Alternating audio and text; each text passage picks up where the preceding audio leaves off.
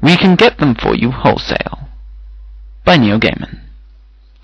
Peter Pinter had never heard of Aristippus of the Cyrenaics, a lesser-known follower of Socrates, who maintained that the avoidance of trouble was the highest attainable good. However, he had lived his uneventful life according to this precept.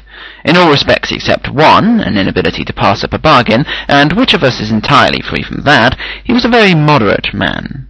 He did not go to extremes. His speech was proper and reserved. He rarely overate. He drank enough to be sociable and no more. He was far from rich and in no wise poor. He liked people, and people liked him. Bearing all that in mind, would you expect to find him in a low-life pub on the seamier side of London's East End, taking out what is colloquially known as a contract on someone he hardly knew? You would not. You would not even expect to find him in the pub. And, until a certain Friday afternoon, you would have been right.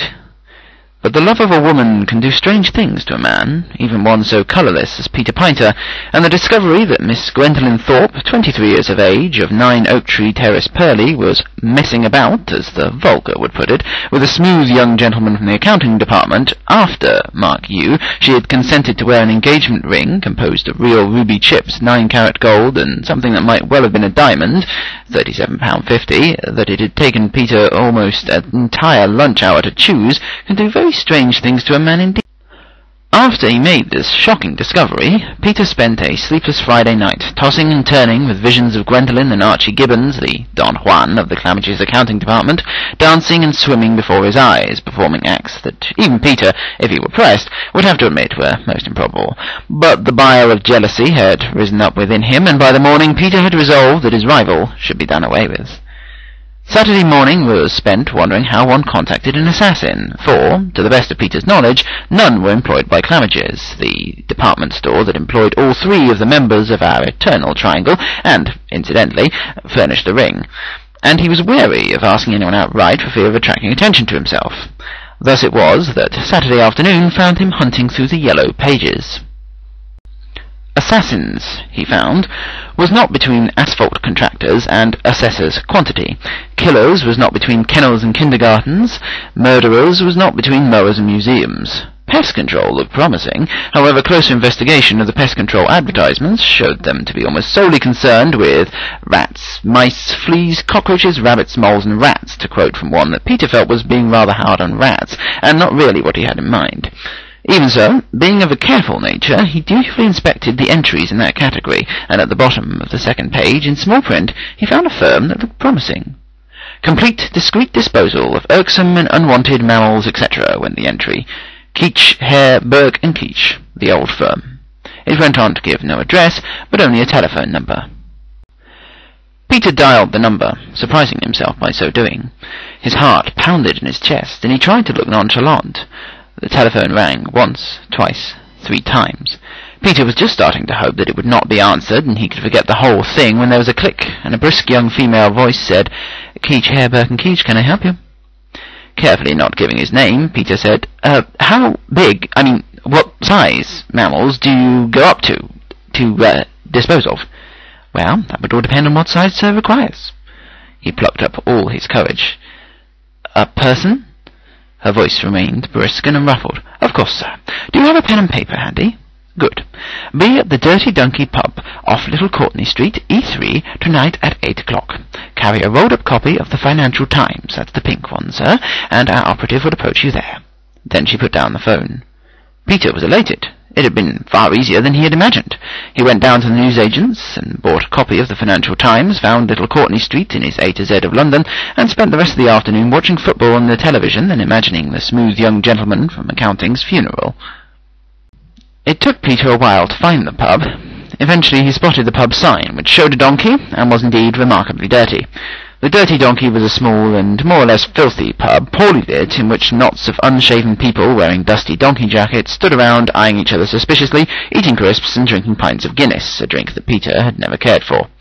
Peter held his Financial Times under one arm as conspicuously as he could, but no one approached him, so he bought a half of shandy and retreated to a corner table. Unable to think of anything else to do while waiting, he tried to read the paper, but, lost and confused by a maze of grain futures and a rubber company that was selling something or other short, quite what the short somethings were he could not tell, he gave it up and stared at the door. He had waited almost 10 minutes when a small, busy man hustled in, looked quickly around him, then came straight over to Peter's table and sat down. He stuck out his hand. "Kemble, Burton Kemble of Keach Herbert Keach. You have a job for us." He didn't look like a killer. Peter said so. "Oh, Lord bless us, no. I'm not actually part of our workforce, sir. I'm in sales." Peter nodded. That certainly made sense. "Can we, talk freely here?" "Sure, nobody's interested. Now then, how many people would you like disposed of?" "Only one. His name's Archibald Gibbons, and he works in Clamidge's accounting department. His address is—" Kemble interrupted. "We can go into all that later, sir, if you don't mind. Let's just quickly go over the financial side. First of all, the contract will cost you £500. Peter nodded. He could afford that, and in fact had expected to have to pay a little more. "Although there's always the special offer," Kemble concluded smoothly. Peter's eyes shone. As I mentioned earlier, he loved a bargain, and often bought things he had no imaginable use for in sales or on special offers. Apart from this one failing, one that so many of us share, he was a most moderate young man. "Special offer?" "2 for the price of 1, sir." Peter thought about it. That worked out at only £250 each, which couldn't be bad no matter how you looked at it. There was only one snag. "I'm afraid I don't have anyone else I want killed." Kemble looked disappointed. "Well, that's a pity, sir. For 2, we could probably have even knocked the price down to, well, say, £450 for the both of them." "Really?" "Well, it gives our operatives something to do, sir. You must know," and here he dropped his voice, "there really isn't enough work in this particular line to keep them occupied. Not like the old days. Isn't there just one other person you'd like to see dead?" Peter pondered. He hated to pass up a bargain, but he couldn't for the life of him think of anyone else. He liked people. Still, a bargain was a bargain. "Look," said Peter, "could I think about it and see you here tomorrow night?" The salesman looked pleased. "Of course, sir," he said. "I'm sure you'll be able to think of someone." The answer, the obvious answer, came to Peter as he was drifting off to sleep that night. He sat up straight in bed, fumbled the bedside light on, and wrote a name down on the back of an envelope, in case he forgot it. To tell the truth, he didn't think he could forget it, for it was painfully obvious, but you can never tell with these late-night thoughts. The name that he had written down on the back of the envelope was this: Gwendolen Thorpe. He turned the light off, rolled over, and was soon asleep, dreaming peaceful and remarkably unmurderous dreams. Kemble was waiting for him when he arrived in the Dirty Donkey on Sunday night. Peter brought a drink and sat down beside him. "I'm taking you up on the special offer," he said by way of greeting. Kemble nodded vigorously. "A very wise decision, if you don't mind me saying so, sir."